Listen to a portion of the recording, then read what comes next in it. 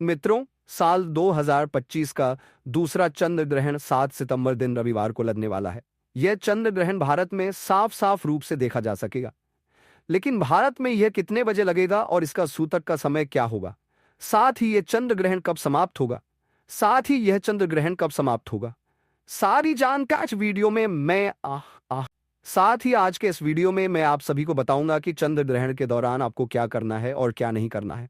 और इसके साथ ही मैं आपको बताऊंगा कि चंद्र ग्रहण के समय गर्भवती महिलाओं को कौन कौन सी सावधानियां जरूर बरतनी है, क्योंकि इस दौरान नकारात्मक शक्तियां अपने पूर्ण प्रभाव पर होती हैं।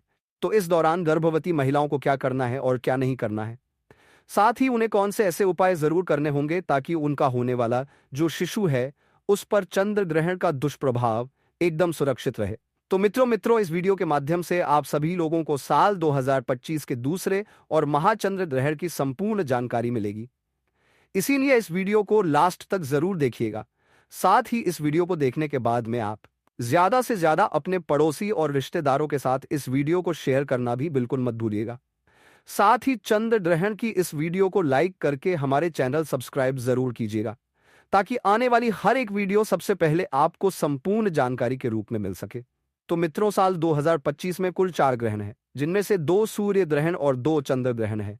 और इस साल 2025 में जो पहला चंद्र ग्रहण था वह 14 मार्च को लग चुका है, और अब साल 2025 का यह दूसरा और अंतिम चंद्र ग्रहण 7 सितंबर दिन रविवार को लगने जा रहा है।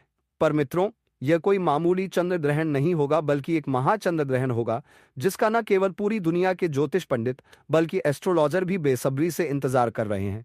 आपको बता दें कि ज्योतिष शास्त्र में चंद्र ग्रहण को अशुभ घटना के रूप में देखा जाता है, क्योंकि चंद्र ग्रहण के दौरान चंद्रमा पीड़ित अवस्था में होते हैं और अशुभ फल देते हैं, क्योंकि इस समय चंद्रमा की जो शक्ति है वह बिल्कुल ही क्षीण होती है। इस दौरान कई ऐसे कार्य हैं जिनको करना बिल्कुल ही वर्जित होता है। खास तौर पर जो शुभ कार्य है उन्हें चंद्र ग्रहण के समय बिल्कुल भी नहीं करना चाहिए। आपको बता दें कि चंद्र ग्रहण एक खगोलीय घटना है। जब पृथ्वी सूर्य और चंद्रमा के बीच में आती है तब इसे ही चंद्र ग्रहण कहा जाता है। आपको बता दें कि साल 2025 में 7 सितंबर को लगने वाला यह चंद्र ग्रहण एक पूर्ण चंद्र ग्रहण होगा। इसमें पृथ्वी चंद्रमा को पूरी तरीके से ढक लेगी, और 7 सितंबर का लगने वाला यह चंद्र ग्रहण भाद्रपद मास के शुक्ल पक्ष की पूर्णिमा तिथि को लगेगा। चलिए अब जान लेते हैं कि 7 सितंबर को लगने वाला यह चंद्र ग्रहण कहां कहां पर दिखाई देगा। तो यह चंद्र ग्रहण भारत के हर शहर से साफ साफ देखा जा सकेगा, और भारत के साथ साथ यह चंद्र ग्रहण संपूर्ण एशिया, ऑस्ट्रेलिया, यूरोप, न्यूजीलैंड, पश्चिम और उत्तरी अमेरिका, दक्षिणी अमेरिका और अफ्रीका के पूर्वी क्षेत्रों में दिखाई देगा। और अब बात कर लेते हैं इस चंद्र ग्रहण के समय की। तो मित्रों, भारतीय समय के अनुसार इस चंद्र ग्रहण की शुरुआत 7 सितंबर 2025 की रात 9:58 पर हो जाएगी, और इस चंद्र ग्रहण की समाप्ति मध्य रात्रि उपरांत यानी कि देर रात 1:26 पर होगी।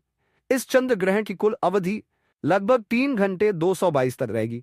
और बात कर लें इस चंद्र ग्रहण के सूतक काल की, तो देखिए, जब सूर्य ग्रहण लगता है तो उसका जो सूतक काल होता है वह 12 घंटे पहले से मान्य होता है, लेकिन चंद्र ग्रहण में सूतक काल 9 घंटे पहले से ही मान्य होता है। और क्योंकि यह चंद्र ग्रहण भारत में दिख रहा है, इसलिए भारत में भी इस चंद्र ग्रहण का सूतक काल बिल्कुल ही मान्य होगा। इस बात का आप थोड़ा सा ध्यान रखिएगा। बात कर ले सूतक काल के समय की, तो आपको बता दूं कि इस चंद्र ग्रहण का सूतक काल की शुरुआत 7 सितंबर 2025 की दोपहर 12:49 पर हो जाएगा, और सूतक काल की समाप्ति ग्रहण के साथ ही 7 सितंबर 2025 की मध्य रात्रि उपरांत यानी कि देर रात 1:26 पर होगी। इसलिए मित्रों, इस बात का खास रूप से ध्यान रखिएगा कि भारत में सूतक काल और ग्रहण के सारे नियम मान्य होंगे। भारत में रहने वाले लोगों को इस चंद्र ग्रहण के समय विशेष रूप से सावधानी बरतनी होगी। खासकर गर्भवती महिलाओं को इस समय विशेष सावधानी बरतने की आवश्यकता होती है, क्योंकि ग्रहण का सीधा प्रभाव गर्भ में पल रहे शिशु पर पड़ता है।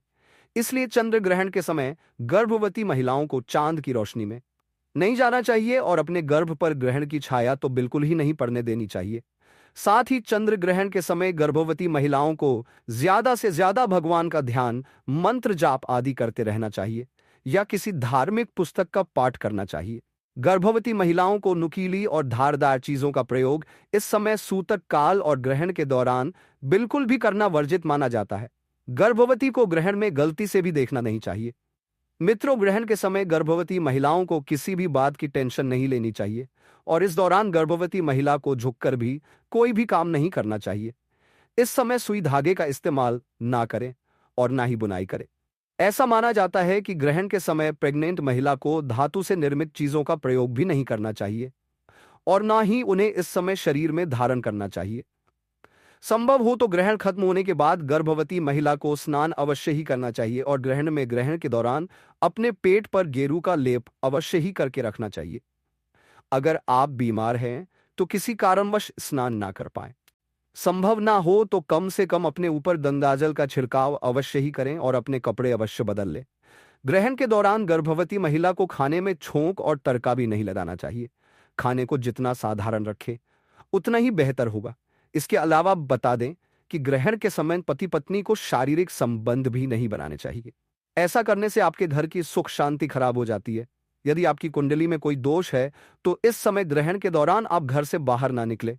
खासकर जिनकी कुंडली में राहु केतु का प्रभाव ज्यादा हो, आपको बता दें कि ग्रहण के दौरान तेल मालिश भी नहीं करनी चाहिए। ऐसा करने से त्वचा संबंधी रोगों का सामना करना पड़ता है।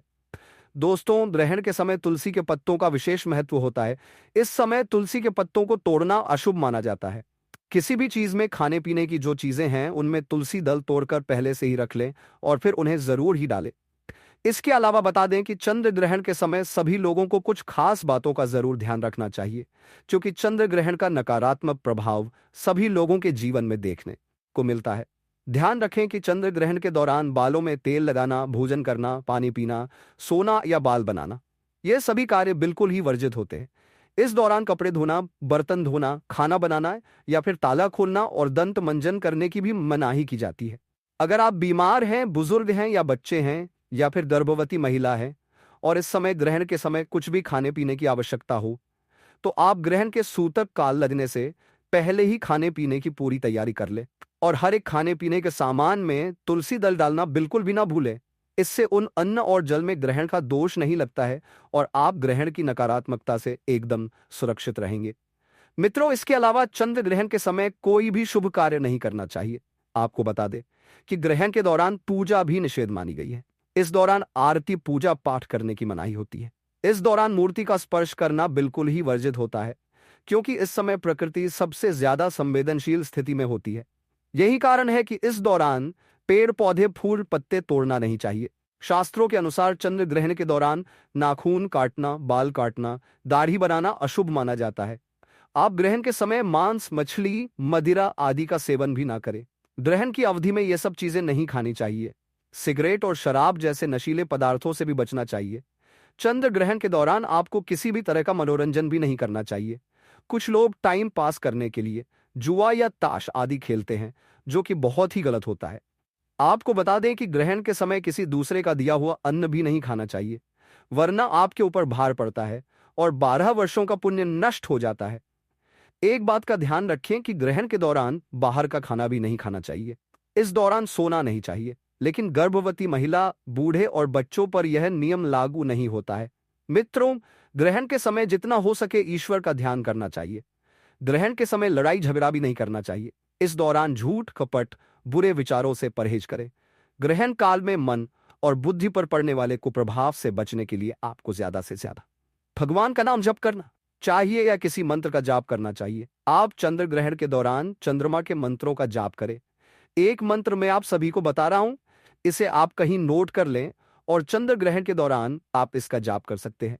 मंत्र है ओम चंद्राय नमः या फिर ओम सोम सोमाय नमः। मंत्र का जाप कर सकते हैं और ग्रहण समाप्त होने के बाद गंगा जल डालकर स्नान, पूरे घर में झाड़ू और पोछा लगाएं। गंगा जल का छिड़काव घर के मंदिर से लेकर घर के हर एक कमरे में जरूर ही करें। इसके बाद आप किसी जरूरतमंद, गरीब या ब्राह्मण को अन्य धन और वस्त्र का दान करें। इससे आपको पुण्य की प्राप्ति होगी। और अब बात कर लेते हैं चंद्र ग्रहण के दौरान आप किन उपायों को करके अपने जीवन के हर एक प्रकार के कष्ट से मुक्ति पा सकते हैं और अपनी मनवांछित इच्छाओं को पूर्ण करवा सकते हैं। देखिए, इस दौरान प्रकृति बहुत ही संवेदनशील होती है। इस दौरान किया गया कोई भी उपाय कभी विफल नहीं जाता है। तो इस समय आप धन लाभ के लिए ग्रहण के समय श्री सूक्त का पाठ करें। इससे धन के कई तरीके से लाभ होते हैं और पैसे रुपए से जुड़े हुए जितने भी ब्लॉकेज आपके जीवन में आपकी कुंडली में लगे हुए हैं वह अपने आप ही खुल जाते हैं। सुख समृद्धि के लिए ग्रहण के समाप्त होने के बाद गाय माता को गुड़ और रोटी अवश्य ही खिलाएं। इससे घर में सुख समृद्धि की प्राप्ति होती है। नजर दोष से मुक्ति पाने के लिए ग्रहण के बाद काले तिल और सरसों के तेल का दीपक पीपल वृक्ष के नीचे जरूर जलाएं। इससे नजर दोष की समस्या से आपको मुक्ति मिलती है। चंद्रमा के दोष कुंडली में मांगलिक दोष हो या फिर चंद्र दोष हो तो इसके निवारण हेतु ग्रहण के समय चंद्र मंत्र का जाप करें और चांदी के बर्तन में दूध भरकर शिवलिंग पर अर्पित कीजिए। इससे चंद्र दोष बिल्कुल ही समाप्त हो जाएगा। स्वास्थ्य लाभ हेतु अगर घर परिवार में कोई बहुत ज्यादा बीमार रहता है तो ग्रहण समाप्त होने के बाद स्नान कर गंगा जल छिड़कें और भगवान विष्णु का ध्यान करें।